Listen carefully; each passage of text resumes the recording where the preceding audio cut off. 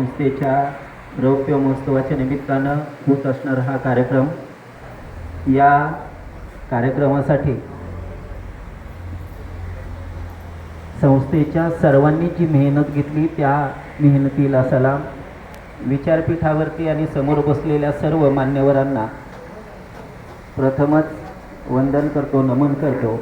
आणि खऱ्या अर्थानं मला भाषण करायला जमत नाही आहे, मी जरी बारामतीचा असेल तरी, कारण भाषणापेक्षा विचार खूप महत्त्वाचे आहेत. मला काहीतरी तुम्हाला द्यायचं आहे आणि देत असताना आपल्या अवतीभोवती असणारी माणसं नक्की कोण आहेत. मला प्रामाणिकपणे सांगायचं की आज इथं आल्याच्यापासून ते आत्तापर्यंत जेवढ्या म्हणजे खरं तर विद्यार्थी असतील, शिक्षक असतील, संचालक असतील, पदाधिकारी असतील, आपल्या संस्थेचे सर्वांचे सन्मान झाले आहे. तो सन्मान करत असताना त्या सन्मानाला कुठेतरी हात लावण्याची संधी मला मिळाली आहे. ती संधी एका हनुमंत चंदगुडे या माणसाची नाही आहे, तर ती कवितेनं दिलेली संधी आहे. ते कवितेचं मोठेपण आहे. आणि कविता खऱ्या अर्थानं महाराष्ट्राच्या घराघरात पोचवण्यासाठी पाठ्यपुस्तक मंडळाने जे काही माझ्या कवितेत पाहिलं आणि ते केलं. खरं तर पाठ्यपुस्तक मंडळाचे किशोर मासिकाचे संपादक आदरणीय केंद्रे सर इथे आहेत, या आपल्या पतसंस्थेचे अध्यक्ष भोकरे सर आणि सर्वच मान्यवर आहेत. आणि लेखणी काय करते तर एक हनुमंत चांदगुडेसारखा रानात काम करणारा एक शेतकऱ्याचा मुलगा कुठेतरी एका हातात कुदळ फावडं घेतो, दुसऱ्या हातात पेन घेतो आणि एका बाजूला मातीवरती काहीतरी करत राहतो आणि दुसऱ्या बाजूला कागदावरती काहीतरी करत राहतो. मातीची शेती थोडीशी कमी पिकते, पण शब्दांची शेती चांगली पिकली आणि त्याच्यामुळे मी तुमच्या पुढे आलो. मी असं खरं तर ही पतसंस्था आहे, वन विभाग आहे, आणि मी एका कवितेमध्ये असं लिहिलं होतं केंद्रे सर की झाड नामाची समाधी झाड तुक याची गाथा, झाड नामाची समाधी झाड तुक याची गाथा, जगताला जगवते झाड सह्याद्रीचा माथा, झाड विठ्ठलाची वीट झाड लेकराची तीट, झाड विठ्ठलाची वीट झाड लेकराची तीट, तुला फळात दाटली गोडी अथांग वीट, झाड मुक्ताई सारखे झाड एकनाथावाने, झाड मुक्ताई सारखे झाड एकनाथावानी, झाड औषधी अमृत देते अन्न हवा पाणी. आणि झाड कसं आहे, झाड आईच्या सारखे झाड बापाच्या प्रमाणे, झाड आईच्या सारखे झाड बापाच्या सारखे. या सगळ्या प्रक्रियेमधून पुढे जात असताना झाडच आपली आई होते, झाडच आपला बाप होतो. आणि झाड जर या जगातून वजा केला, झाडाला जर वजा केलं, वृक्षाला वजा केलं, तर तुम्ही मी आपण राहू शकत नाही. आणि त्या झाडांचं संवर्धन करणाऱ्या या वन विभागातल्या या कर्मचाऱ्यांची ही पतसंस्था आहे. मला वाटतं की ही झाड जसं वाढत जातं, त्याला पानं फुलं फळं येतात, ही 25 वर्षाचं झाड झालं आपली जी पतसंस्था आहे. हे असं भरत जावं. खऱ्या अर्थानं या संस्थेची मुळं ज्यांनी रोवली, जे रोप लावलं ते आता खऱ्या अर्थानं मोठं होत आलं आहे. आणि त्यामुळे तुम्हाला सर्वांना अगदी मनापासून खूप सारे शुभेच्छा देतो. मी खरं तर जास्त बोलणार नाही आहे. एक कविता बोरमध्ये आलो आहे आणि बोरचा इतिहास आणि या सगळ्या गोष्टी इथं आल्याच्या नंतर जर त्या गोष्टी इथे साक्षी नाही ठेवल्या तर, किंवा या मातीशी नातं जसं वन कर्मचाऱ्यांचं आहे तसं शेतकऱ्यांचं आहे. जरी समजा कोणी झाडं लावत नसेल, एखादा झाड तोडत पण असेल, पण तो झाडावरतीच जगत असतो एवढं तर निश्चितपणा नाही. एक 8 ओळी फक्त या बोरच्या क्रांतिकारी भूमीला समर्पित करतो. त्या ओळी अशा आहेत. सर, आपल्या इथं इतिहास म्हटलं की मग लगेच आपल्याला पोवाडा वगैरे आठवतो.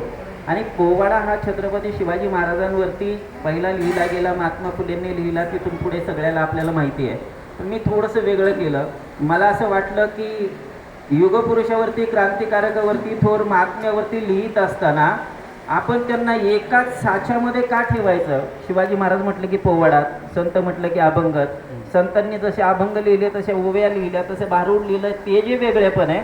मी म्हटलं शिवाजी महाराज म्हटलं की मग थोडंसं वेगळेपण काहीतरी आणू ना.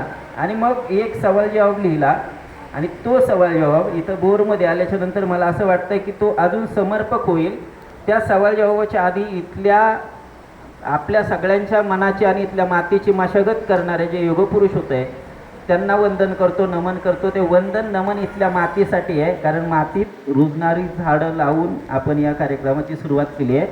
तो शाहीर आणि त्याची स्पर्धक असणारी ती बाई, शाहीर तिला सांगतो की या मातीचा टिळा मर्दिनी कपाळावर लावू ग. का लावायचा आहे? अगं या मातीचा टिळा मर्दिनी कपाळावर लावू ग, इथे जन्मले राजे शिवाजी फुले आंबेडकर शाहू ग. अगं या मातीचा टिळा मर्दिनी कपाळावर लावू ग, इथे जन्मले राजे शिवाजी फुले आंबेडकर शाहू ग. अगं माय जिजाऊ रमा अहिल्या संस्कारांच्या खाणी ग. अगं माय जिजाऊ रमा सावित्री संस्कारांच्या खाणी ग. आणि या मातीतून उगवून आली बहिणाबाईची गाणी ग. अगं मदारी मेहतर काजी हैदर जीवा शिवाला आता स्मरू, शहाजी राजे माय जिजाऊ संत तुकोबा खरे गुरु. अगं बहिर्जी नाईक गुप्त हेरन आरमार संभाळी दौलत खान, रयतेसाठी लढले सारे कुर्बान केले आपले प्राण. अगं शंभू राजा इथेच लढला, ऋणात त्याच्या राहू ग. आणि कष्टकऱ्यांच्या तळ हातावर लिहितो अण्णा भाऊ ग. कष्टकऱ्यांच्या तळ हातावर लिहितो अण्णा भाऊ ग. ती म्हणते ही जर तुझी परंपरा असेल ना तर मग तू आदर्श कुणाला मानतो? तर मग ती म्हणते शाहीर आणि त्याचे स्पर्धक एका बाजूला आहे. सुरुवातीला ती शाहिराची स्पर्धक असणारी ती महिला बोलायला सुरुवात करते.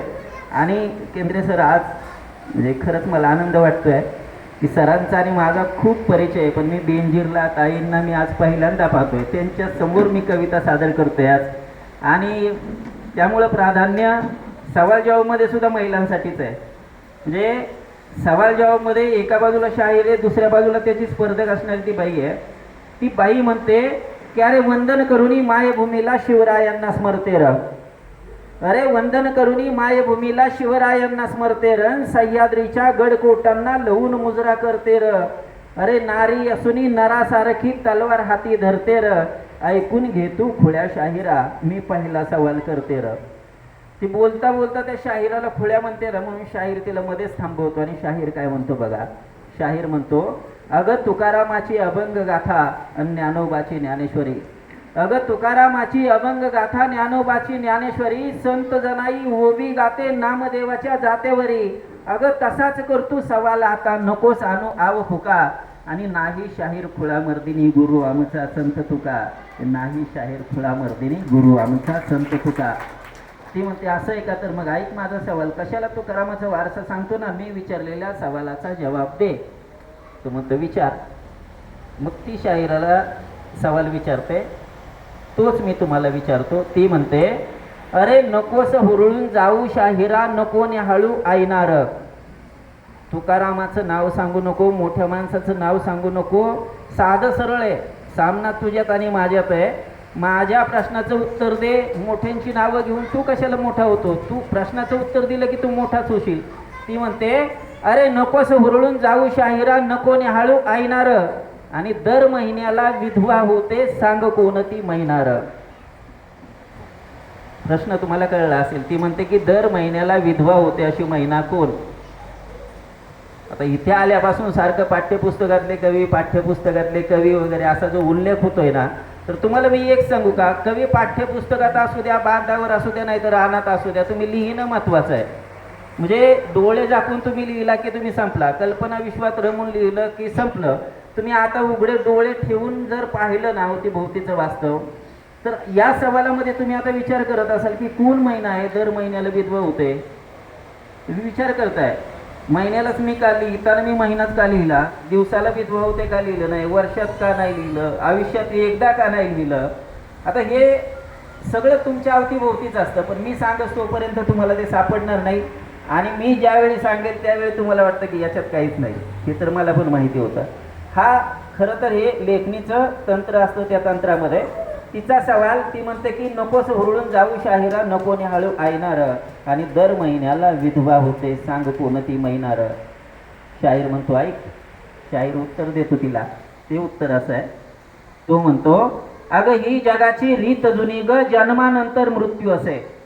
अगं ही जगाची रीत जुनी ग, जन्मानंतर मृत्यू असे. अगं दिवसा मागून रात्र जन्मते, जेव्हा बायकून होईल हसे. अगं या रात्रीला भुरळ पडते, भाळी लावते चंद्रटिळा. अगं पौर्णिमेच्या टिपोर रात्री चांदण्याचा हार गळा. अगं चंद्र शोभतो पती रात्रीचा, खेळ खेळती हौसेचा. पौर्णिमेला मधुचंद्र आणि मृत्यू होतो आवसेचा. दर महिन्याला विधवा होते रात्र काळोखी महिना ग, अक्कड बाजमी जवाब देतो न्याहाळीत बसतू आई ना ग, न्याहाळीत बसतू आई ना ग. अमावस्येच्या रात्री चंद्र आकाशामध्ये नसतो, ती रात्र म्हणजे विधवा, अशी साधी साधी ती संकल्पना होती. खरं तर जाता जाता भोर तालुका वन खाते कर्मचारी सहकारी पतसंस्थेला खूप साऱ्या शुभेच्छा देतो.